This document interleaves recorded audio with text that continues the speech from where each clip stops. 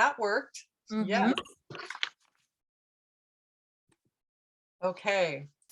So I would like to welcome you to our Meet and Learn tonight. We are privileged to have Sarah Dentan, our County Library Director and a very patient presenter, to tonight's Meet and Learn. The topic will be the community's collection at your library, your public library. She'll be discussing what you can find in your library and the procedures of selecting, evaluating, and removing material. Sarah Dentan was appointed Stanislaus County Library Director on October 2019. Sarah holds a Bachelor of Science degree in Biological Sciences from Cornell University and a Master's of Library Science degree from the State University of New York at Buffalo. Her 25-year career has included public libraries in Texas, California, and the United Kingdom. Sarah's daughter is a junior at Enoch's High School, and they share their home with the best pandemic adopted cat imaginable. So welcome, Sarah, and thank you. Thank you so much. And the pandemic cat is locked out of the bedroom, so we should be good to go. Hopefully we won't hear too much. Thank you so much for inviting me to come to speak to you. I have to tell you, I am a huge fan of the League of Women Voters. I have utilized your tables for registration in various places where I have lived. I've really appreciated the voters guides and all of the work that you do to get the community engaged with government. I think that's incredibly important, and I'm really pleased to be able to come and talk to you tonight. Thank you, Sarah. No problem. So I'm going to start with a quote. This is actually from a document called Libraries and American Value, which was produced by the American Library Association. You will be hearing a lot about them tonight. This quote for me really makes the point that libraries are absolutely critical to our communities, whether it's for education, employment, enjoyment, or self-government. The access to the materials and the collections that we provide really makes those things possible. I do think I like that this mentions self-government, because I feel that that's a value that the Public Library and the League of Women Voters both hold in high esteem. So I wanted to make sure to share that. It isn't just library organizations that see us this way, though. This is actually from our customer satisfaction survey last year. And this patron said essentially the same sort of thing, that public libraries are in fact the foundation of small d democracy. And that it's a combination of the people who use the library and the collections that deliver facts on all issues. So I'm going to talk a little bit about our collection first. Stanislaus Public Library's print collection consists of over 500,000 print items. We have other things too, but the bulk of our collection is print items. Of those, about half are adult books. A very close second are children's books, and then we have a small wedge that is books intended for teenagers, our young adult collection. I think that really speaks to how much of our how many of our services really do focus on youth.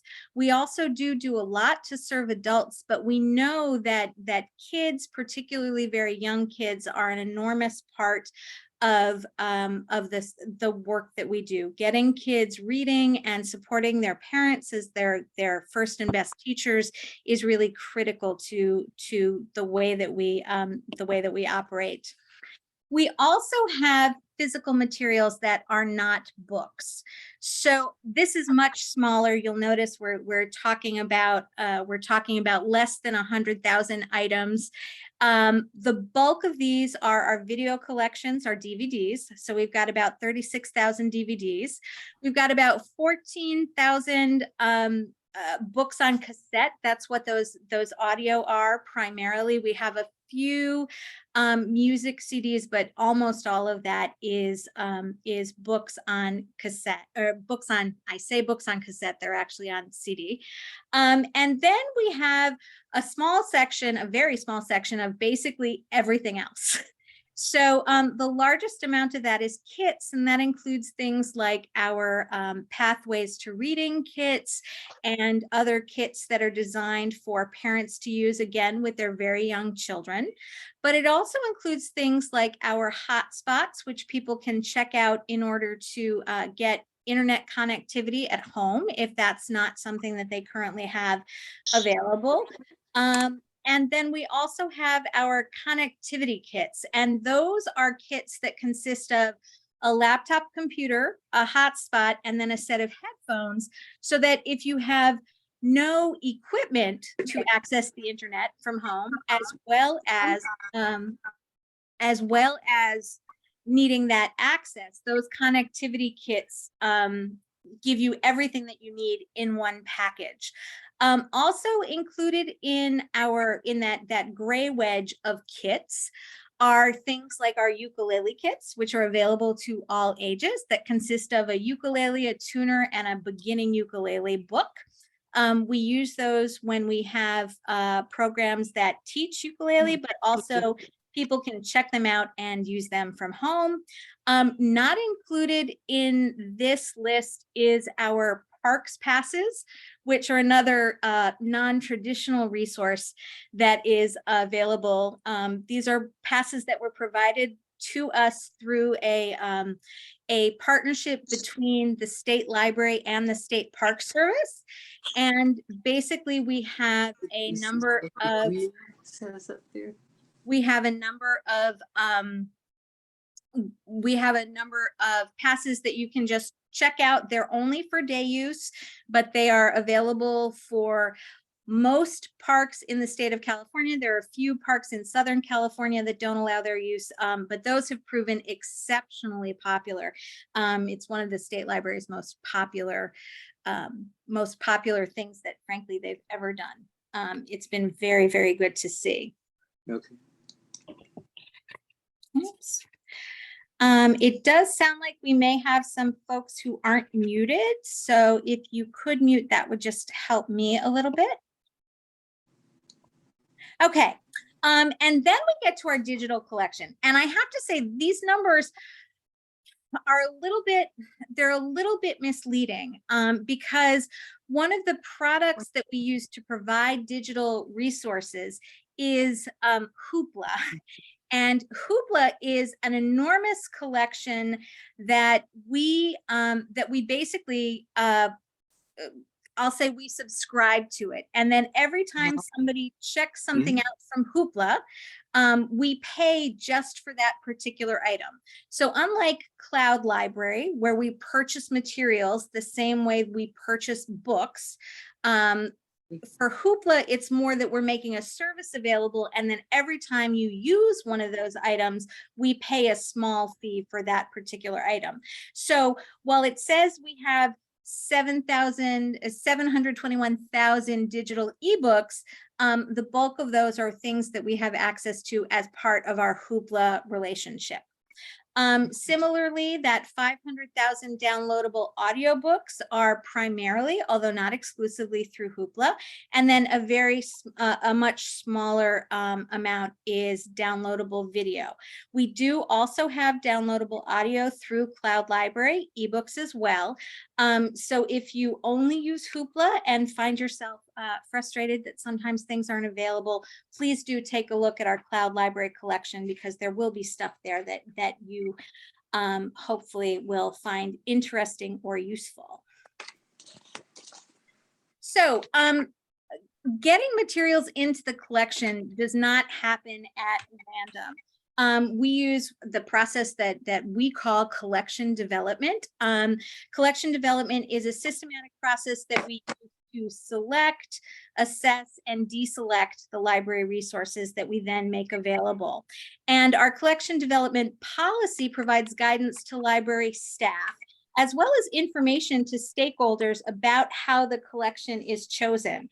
And our collection development policy is easily findable on our library website. We will be going through it in a certain amount of detail today, but it also is always there for anybody who might be curious about how we make these decisions.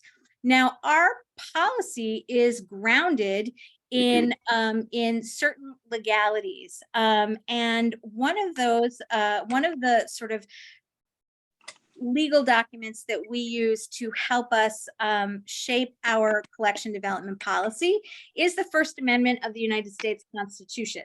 As a public agency, as a government agency, the library does have a responsibility to uphold both freedom of expression and freedom of inquiry as guaranteed under the First Amendment. And there have been legal cases related to this.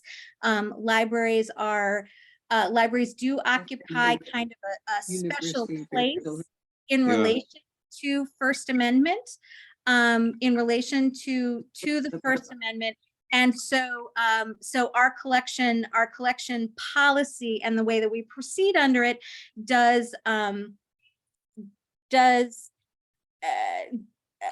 is informed by the First Amendment. The other set of laws that are really important to us in the library as far as this goes is the California Education Code. And the California Education Code lays out the rules around public libraries in the state of California.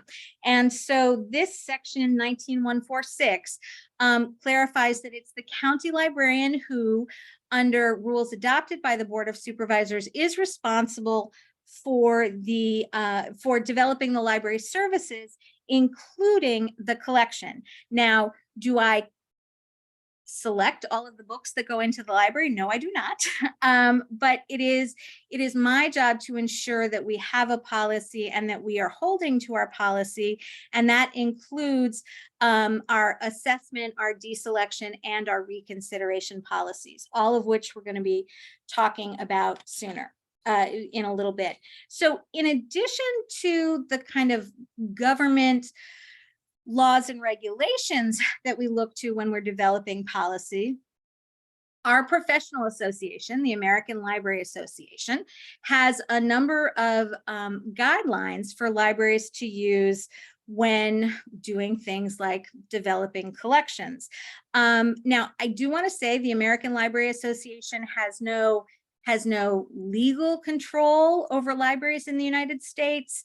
They don't kick you out if you don't follow their guidelines, but like any other professional organization, whether it's architects or healthcare workers, they do have a number of documents created by teams of my peers over decades that provide guidelines and best practices as related to the operations of libraries. And the most relevant of these documents is what we call the Library Bill of Rights. So the Library Bill of Rights was first adopted in 1939 and then was amended in 1944, 1948, 1961, 1967, 1980, and most recently in 2019. And I'm not going to read it word for word, but because this document is so central to the work that we do, any other documents that we talk about in relation to collection development come from interpretations of this Library Bill of Rights. I think it's important to just help you be familiar with the fact that that this is a really kind of central document for us. Sections 1 and 2 here focus on the importance of collections serving the entire community, the community in its full diversity, and also saying that we don't allow the identity or beliefs of people who create materials color our selection decisions. Also, sections 1 and 2 point out that decisions about materials are not driven by any sort of doctrinal or partisan perspectives. The core message here really is that we serve the entire community. Sections 3 and 4 focus on the role of libraries in relation to the role of libraries in resisting censorship. Censorship is counter to our core responsibility. Again, that is related to the First Amendment, freedom of expression and freedom of inquiry. So not only freedom to speak, but also freedom to look for information. Section 5 clarifies that access to libraries and resources should not be restricted because of a user's age, identity, or beliefs or views. Section 6 basically says that our meeting spaces need to be available on an equitable basis as well, and we shouldn't restrict who is able to use them based on the beliefs or affiliations of the individuals or groups that are trying to use them. And finally, Section 7 asserts that people's use of libraries, including what they borrow and what they come in and ask for, should be kept private. And here's where I want to say the state of California actually has codified the privacy of library records in the law. So in California, your library borrowing records are private unless we are presented with a subpoena or something like that. Under California law. Not every state has done that, so that's just an extra a level of protection that the state of California provides. So now I'm going to dig into the county's policy. Our policy is split into 3 general sections. The first is material selection. So how do we make the decisions about what goes into the collection? The second part is collection, evaluation, and maintenance, which is basically how do we examine things to see what we're going to keep and what we're going to let go of. And then the final piece is reconsideration of materials, which is the process by which any library user can ask us to take a look and reconsider the inclusion of any particular piece of material, whether it's a book or a DVD, how you go through that process. So first is the collection scope. And throughout this, I'm using the language that comes out of the policy. I don't include every single piece of the policy. You're welcome to go take a look at it. I think it's pretty well done, but I also am really kind of fixated on library collection development policy. So I'm pretty pleased with it, but we're not going to go through every single word of it tonight.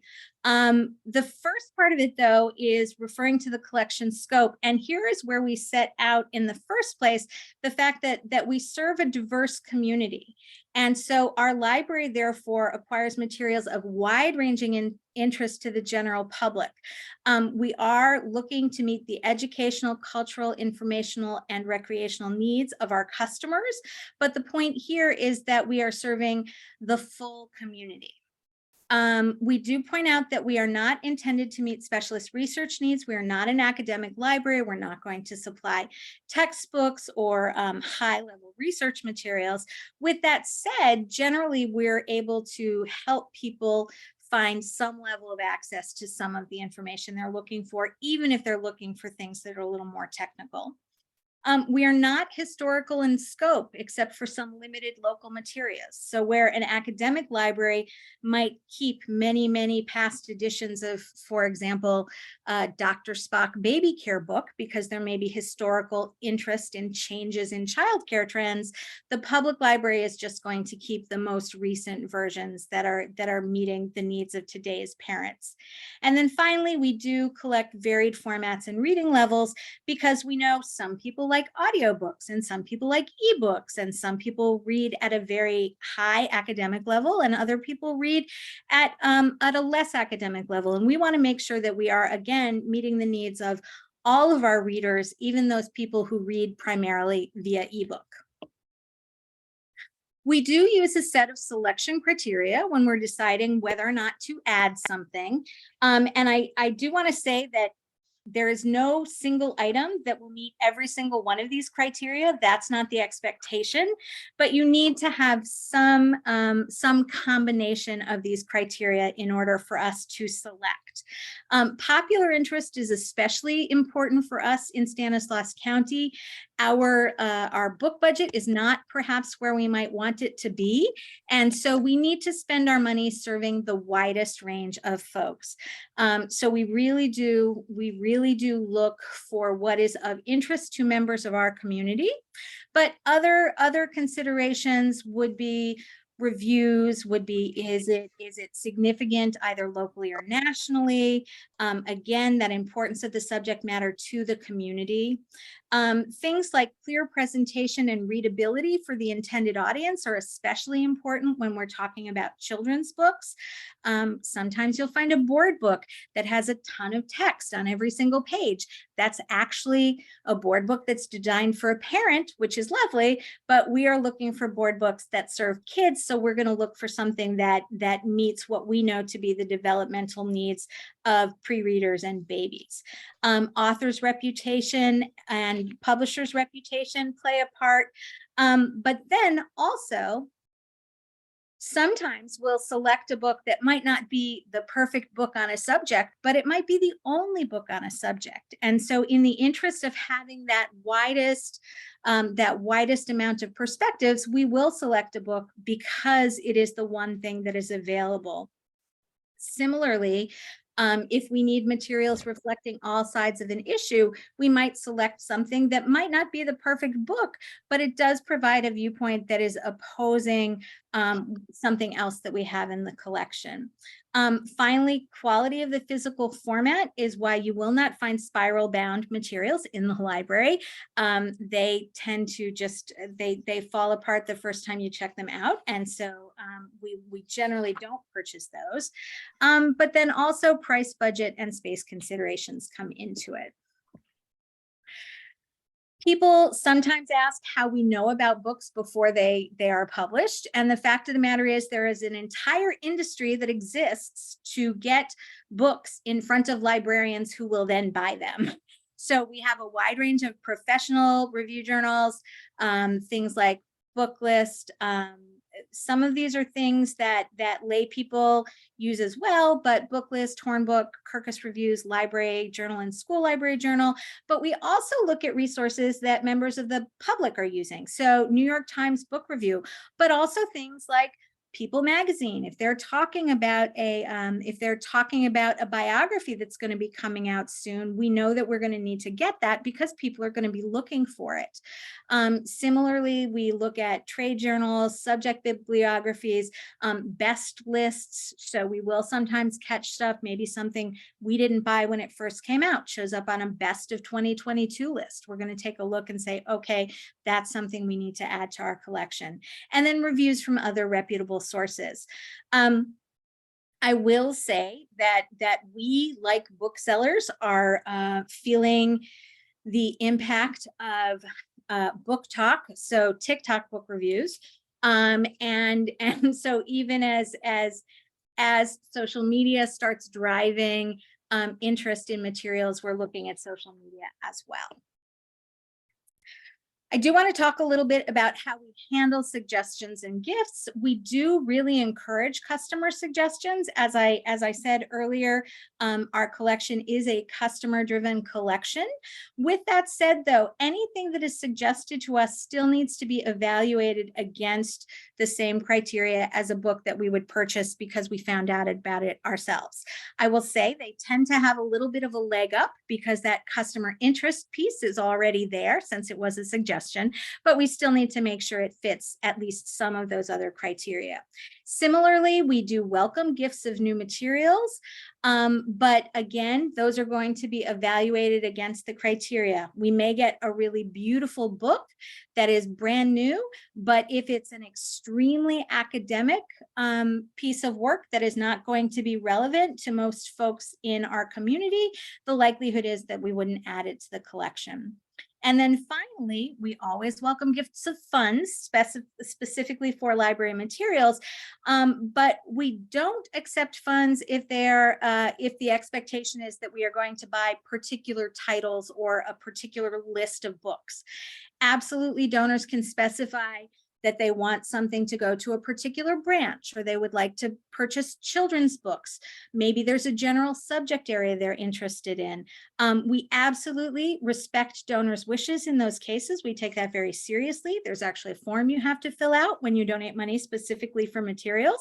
But again, we're going to make those selections based on our professional expertise using those same criteria.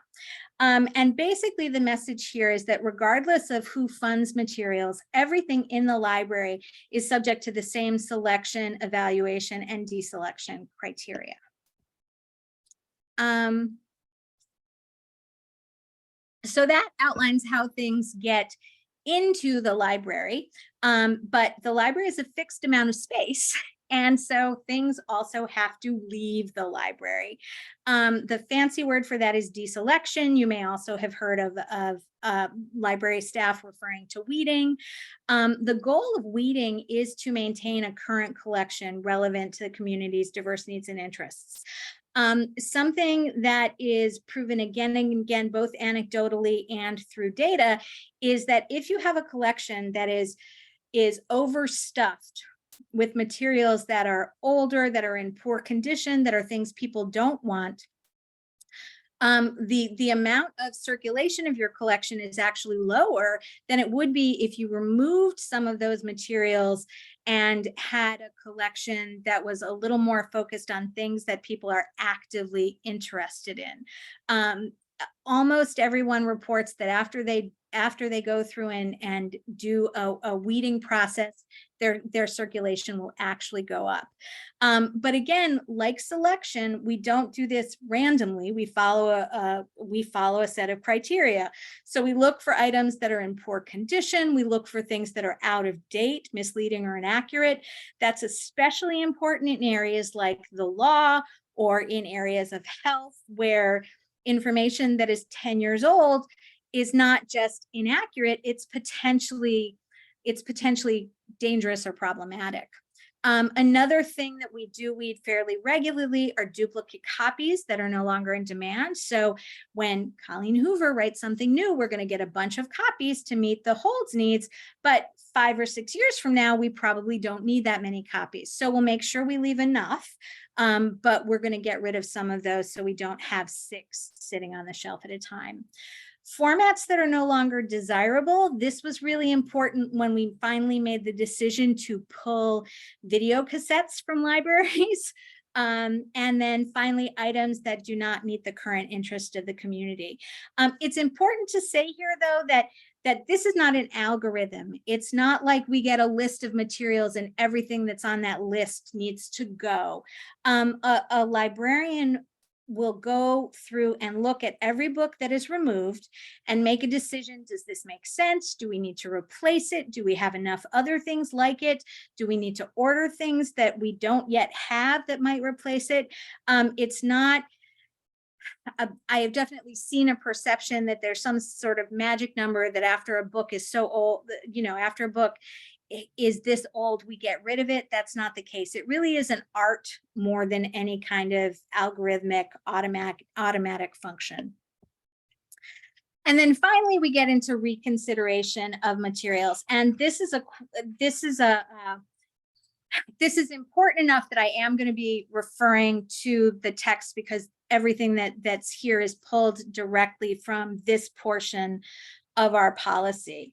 So the first part of the reconsideration policy lays out the principles that we've already referenced ahead of time, but are important to restate when we're talking, when we're communicating to someone who might have a concern about something that is in the library. So the first is that the library does promote and protect free access to reading and knowledge, and that the library strives to collect materials representative of the widest variety of viewpoints. By representing multiple points of view within the collection, the library will inevitably contain materials that are offensive to some members of the community.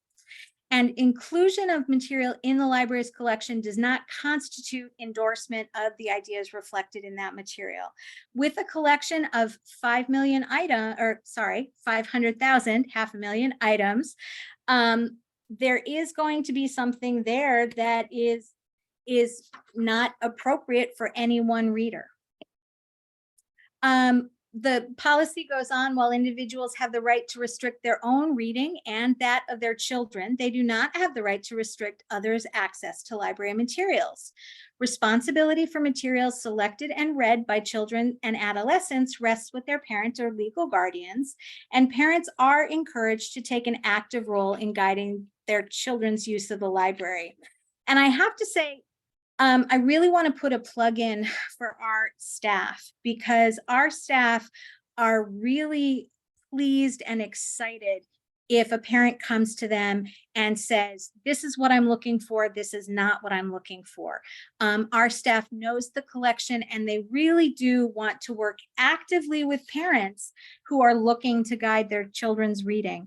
There is nothing we like more than a parent who is invested in the materials that their child is bringing home. So we are absolutely ready and frankly thrilled to help parents who come in asking questions or sharing concerns that they want some help with.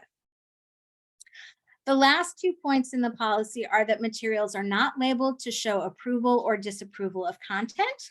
So we don't put warning labels on books, and access to materials is not restricted except to protect it from damage or theft.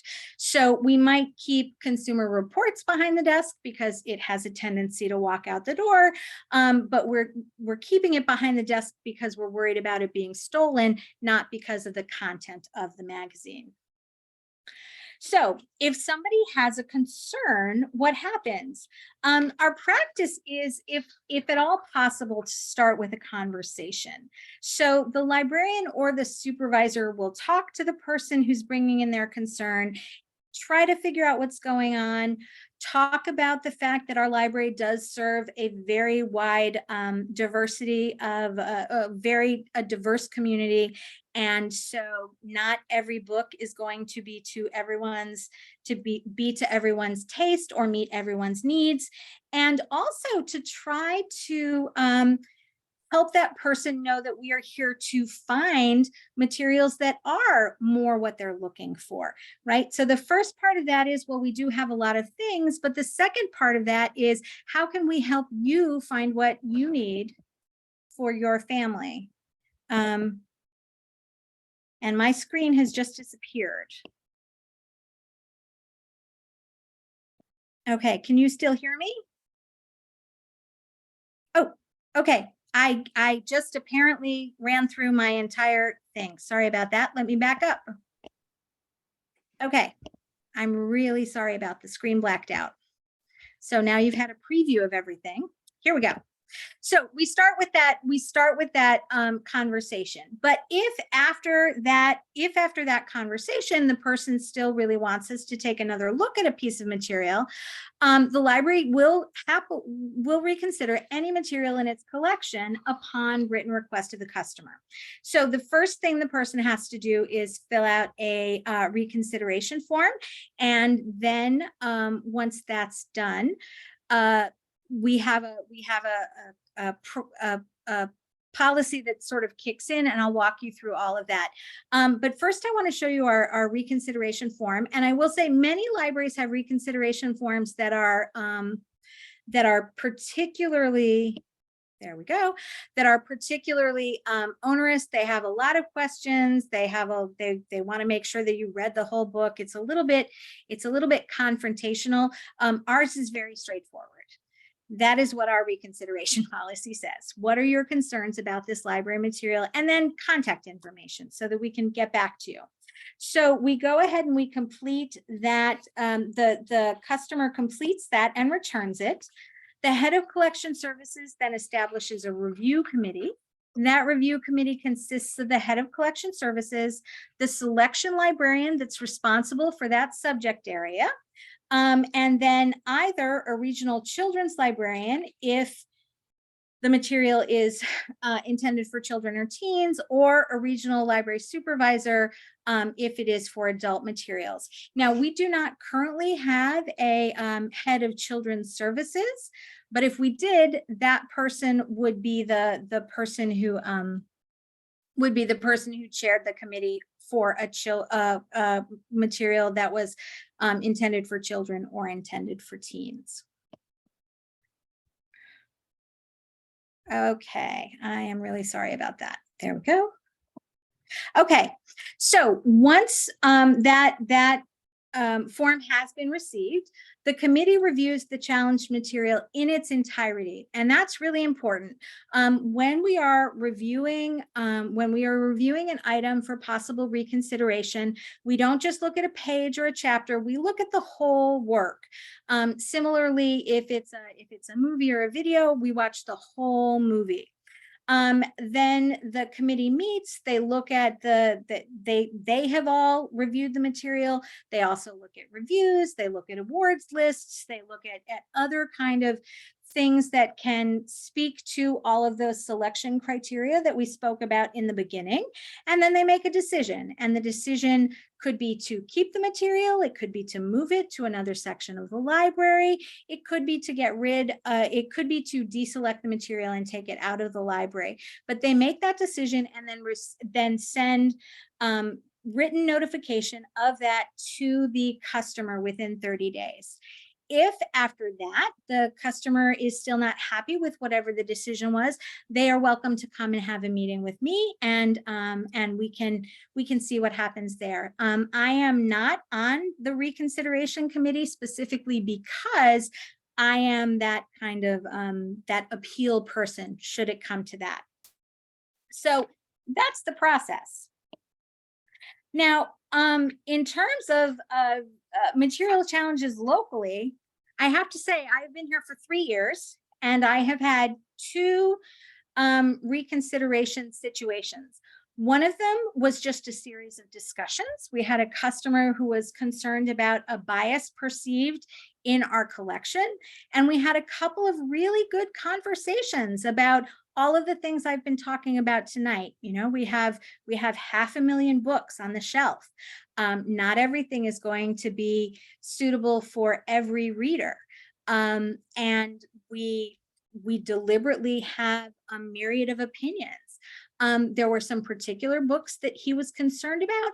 I offered the opportunity to complete that reconsideration request. He opted not to because after our conversations, he understood that what he was seeing was not necessarily a bias, but something else. So that's one that didn't make it to the reconsideration level. We did have one reconsideration form that was submitted in the last 3 years, and it was a situation where a parent of a young child borrowed a DVD from the children's section and was concerned that it was not suitable for her child and her child's age. And we reviewed the film, and the committee reviewed the film, and what the committee found was that while it might not have been suitable for a child of the age of this person's child, it was suitable for kind of 10, 11, 12-year-olds. And our children's room serves children up to the age of 13. So in their written response to this customer, they explained that and said, for that reason, we won't be relocating this DVD. And the parent was fine with that. She didn't come back. I mean, I assume this, I did not talk to her after the fact, but she didn't come back and ask to talk to us further. So my hope is that she was satisfied with our answer. I did reach out to staff to ask if anybody has had conversations that are, sort of that precursor to the reconsideration policy. And I had 1 or 2 people say that people had come and asked them questions about particular items that they had found, but it wasn't something that ever got to the point where they even asked about reconsideration. They were satisfied with what staff explained to them about the fact that we do serve the larger population. So material challenges nationally are a little bit different. So I'm going to take just a moment to share some of what's going on. This is all probably stuff that you have heard about. It has been in the news quite a bit. So the American Library Association tracks challenges to materials, which means that they keep an eye on where books are being challenged.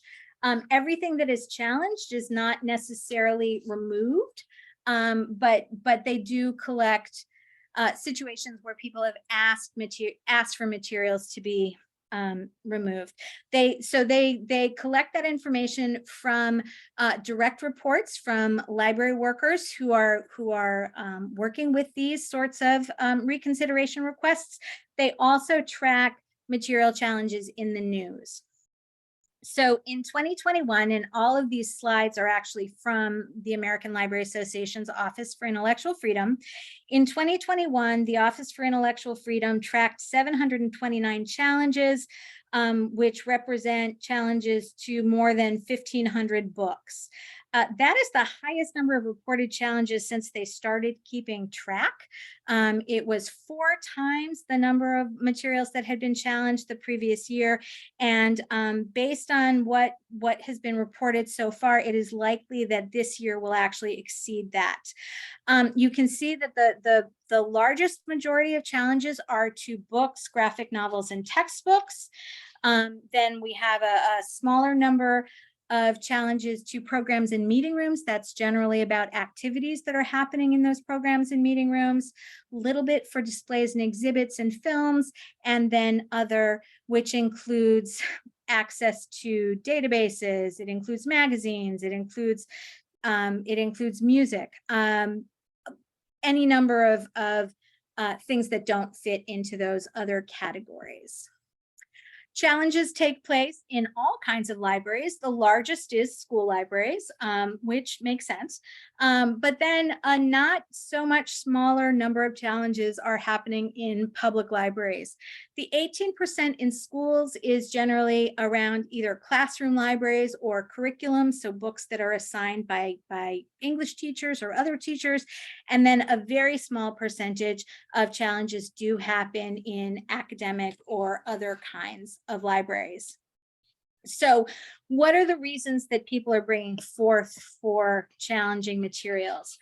As you can see, the largest sort of category of challenges are brought because materials are felt to be either sexually explicit or having to do with sexuality, but also issues of race and racism, profanity, pornography, descriptions of violence shows up fairly frequently, and also things like the book doesn't have a happy ending, or the book talks about things that are difficult. So it is a wide range of considerations that we that are brought forward as justification for potentially relocating or removing materials. But what is kind of the public opinion about these sorts of things? The American Library Association and some other organizations did do some polling, and what they found was that large majorities oppose book removal in schools and libraries after hearing arguments from both sides. And when they say large majorities, that's really bipartisan. So 71% of all voters, but 75% of Democrats and 70% of Republicans felt after hearing arguments around removing materials, agreed that removing books from school libraries was not the way forward. Very gratifyingly, most people do understand the role of public libraries and school libraries and the role that they play in their community. And they do hold librarians and library workers in pretty high regard. And voters are confident that public libraries make good decisions about their collections and do a good job representing a variety of those viewpoints. Finally, voters and parents do affirm the importance of giving young people access to books and not allowing individual parents to decide what books are available to other people's children. So these are just some resources that I pulled that data from if you're interested in looking for more information about these sorts of things.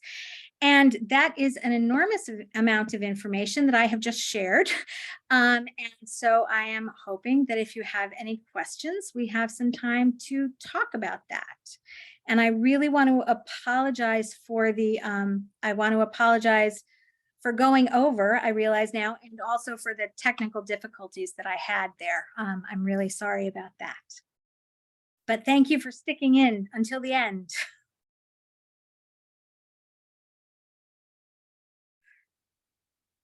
And I think if you have questions, you may just want to unmute and jump in. That's what we'll do. And we didn't take any previous questions in the chat. Okay. So go ahead and unmute. And if you have a question, we'll raise your hand and we'll try to grab you so we don't talk over each other. I think that is John Stott. Your question. I do have a couple of questions, but I'll just do one at a time. You mentioned one of your illustrations was that a person asked you to remove a book and went through all the series of steps. How many people have to ask for removal before you do that? Sounded like you took this one person's case all the way through all the steps, taking up a lot of your time. Well, we do. It only takes one. We will evaluate any book by request of a single person, because if one person's concerned, we want to take that seriously.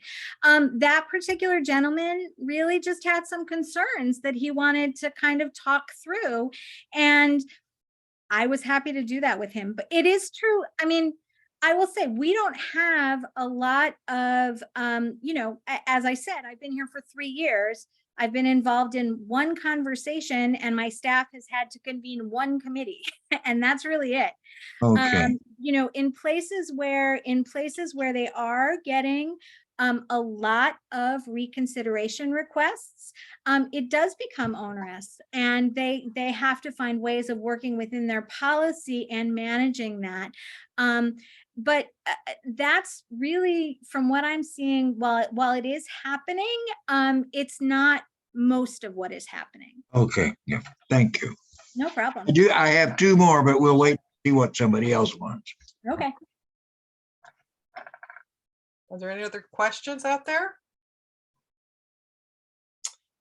I don't see any, John. Oh, you, Priscilla. Yeah, I'm curious to know how the library decides how many copies of purchases to make. Okay, so this is a place where customer service and budget absolutely bang up against each other. In what we do have kind of a mathematical, ideally, we want to have 5 copies. We want to have 5 copies available. Sorry, no, we want at least 1 copy for every 5 holds. So if there are 120 holds, now I'm not going to be able to divide that by 5 because it's late. If there are 20 holds, we're going to want to have at least 4 copies. And then if we end up with 5 more backed up, we're going to try to get another one. I will say that doesn't mean that there aren't long wait lists, and we know that that's a problem. But we really, we're balancing our book budget that is really quite limited against trying to get things to people as quickly as possible. And so that's just kind of a thing. I will say, if you're waiting for something, I will encourage you to stop by the Modesto Library and check out our Lucky Day collection. Those are books with long holds lists that are not in the catalog and cannot be renewed. But if you come by and it's there, it is your lucky day and you get to take it away with you right away. Okay, thank you. Are there any other questions? John, you have. Okay. Where do weeded books go? How do you dispose of weeded books? Now, of course, there are ones that are tattered. You're going to throw those away. Right. What if it's not so bad? It's just old and nobody's borrowing it? Yeah, so most of those end up getting sold in our book sale. Some and then that money comes right back to the library for us to use for buying more books. We do sometimes do donations to child care centers or hospitals. We do. Well, I was wondering if you donated them to the book selling that we do with the annually outside there. Well, most of them go directly into the book sale that we have there. So at the Modesto Library, if you come in and you turn right, like you're walking towards my office, that book sale there is primarily our discarded materials. So a lot of them go there. You know, sometimes, I mean, I buy magazines all the time because my daughter's a collage person, right? So anytime we get rid of a new stack of National Geographics, I'm right there. So those, and sometimes librarians will take them and use them because they're doing some sort of an art project that is book-based. So we'll use them that way. It is true that a good number of them end up getting recycled. That can be really upsetting to see. But when you think about the fact that we have 500,000 books, we're bringing in tens of thousands every year, stuff also does need to be going out the other end. Thank you. Anything else, John? Well, I just want to say, I think our library, I'm Modesto Library. I haven't visited all of them, but I think our Modesto Library is marvelous. And over the years I've been here, you keep changing, which is keeping up with the times. I'm amazed. I can't get in very often, and you've rearranged things. And of course, the videos have become quite important.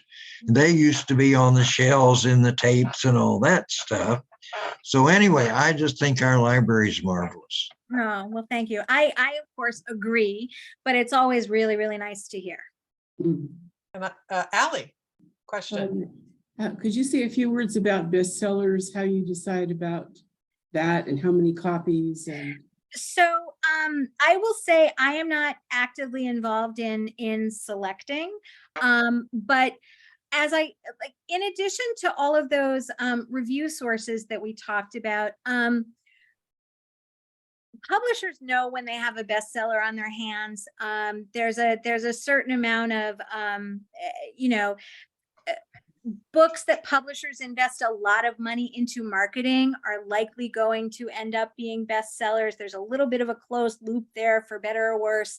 But we have between 3 and 6 months to maybe even a year advance notice of those really big titles. And so some of the tools that we use will actually kind of assign a demand number based on what that person who is an expert in book selling and trends and all of those things, they will say, you're going to want lots of copies of this. And so, there's some books we get 1 copy and it sits in Modesto. Some books we get 3 copies and it goes to Modesto, Salida, Turlock. And then some books we know are going to be wanted everywhere. So we get 13 copies and they go to every single branch. And that's really based on the expertise of the person who's purchasing, because the person who is purchasing for adult fiction knows what circulates here and knows what's probably going to end up on the bestseller lists. Doesn't mean we're never surprised, but it's a combination of the expertise of the librarians who are making the selections and the expertise of the people who work in the review sources and the book vendors that are giving us information about what's coming. a second question, do you still have the book club books available? Yes. So the Book Club in a Box. I hope I have that right. Or something. Yes, they are still out of Salida. They are doing bang up business. We're always looking for ways to help them kind of refresh their titles. But they're absolutely still there. And during COVID, when we didn't have volunteers in, it all slowed down, but they've been back up for 6 months, a year, maybe longer. And so yeah, they are starting to get busy again. Thank you. Okay, well, I thank you all. I especially thank Sarah for her patience and the glitch of getting the program started tonight. We clearly have an amazing library. I sit on the Library Foundation Board where Sarah reports. They are doing amazing things, and they survived COVID and still served our community. So I think we have something we're very lucky to have and very proud to have. So thank you, Sarah. I also need to thank Pat Portwood, who coordinates our Meet and Learn program. She set this up. Unfortunately, she couldn't be here tonight.